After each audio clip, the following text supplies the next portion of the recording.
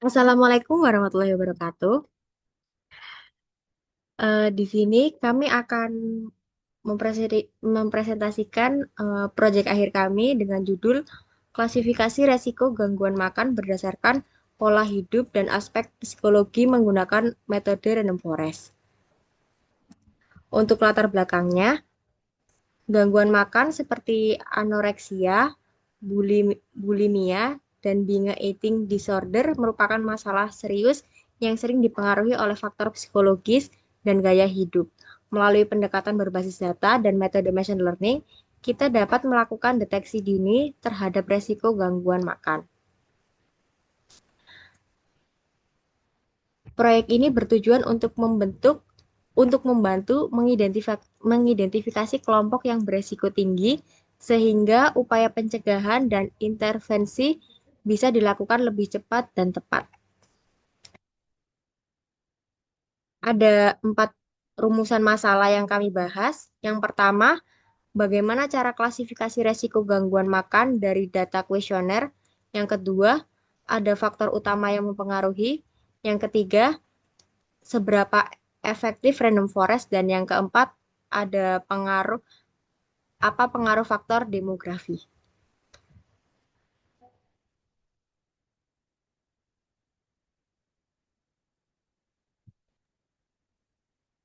Selanjutnya adalah mengenai metode analisis data. Kami menggunakan algoritma random forest untuk melakukan klasifikasi terhadap data hasil dari kuesioner resiko gangguan makan yang kami jadikan menjadi dataset. Lalu untuk alur flowchart dan juga analisis, yang pertama kami melakukan loading dataset, pre-processing, explore dataset, lalu split dataset, lalu kami melakukan random forest model dan tuning hiperparameter. Selanjutnya juga melakukan training dan evaluasi. Nah, mengenai hasil analisis yang telah kami lakukan ini, kami menjadikan yang pertama itu waktu melakukan load dataset, kami menjadikan 3 dataset menjadi high, low, dan medium. Lalu setelah itu kami jadikan split dataset menjadi trend and test. Setelah itu kami lakukan random forest dan training evaluasi dengan menghasilkan pembahasan sebagai berikut. Nah, untuk ini data yang paling tertinggi ini adalah faktor.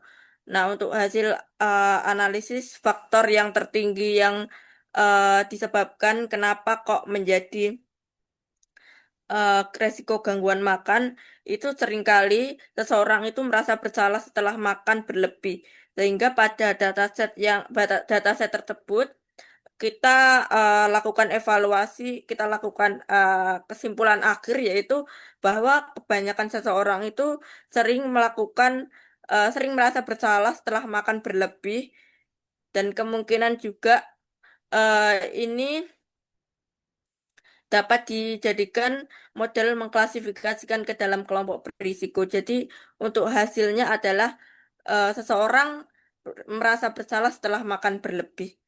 Selanjutnya adalah kesimpulan dan saran. Kesimpulan dan saran dari penelitian ini berhasil membangun model klasifikasi resiko gangguan makan menggunakan algoritma random forest dengan menghasilkan akurasi sebanyak 60% dan menunjukkan bahwa faktor psikologis seperti ketidakpuasan tubuh, regulasi emosi, dan perilaku makan ekstrim sangat berpengaruh terhadap tingkat risiko. Untuk meningkatkan performa, disarankan menggunakan teknik balancing data dan eksplorasi metode machine learning seperti XGBoost.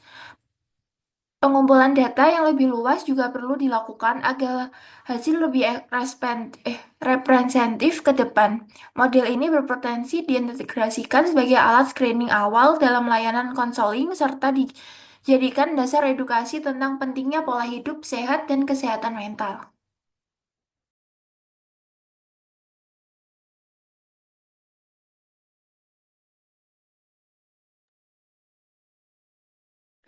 Tersebut adalah hasil dari poster yang akan kami paparkan dalam pameran.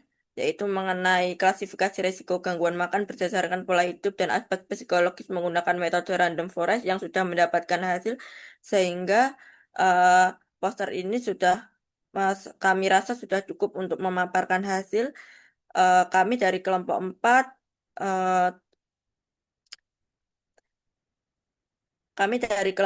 sudah mendapatkan kesimpulan dan saran, dan juga saran ke depannya untuk mengenai analisis ini. Penutup, Bernika.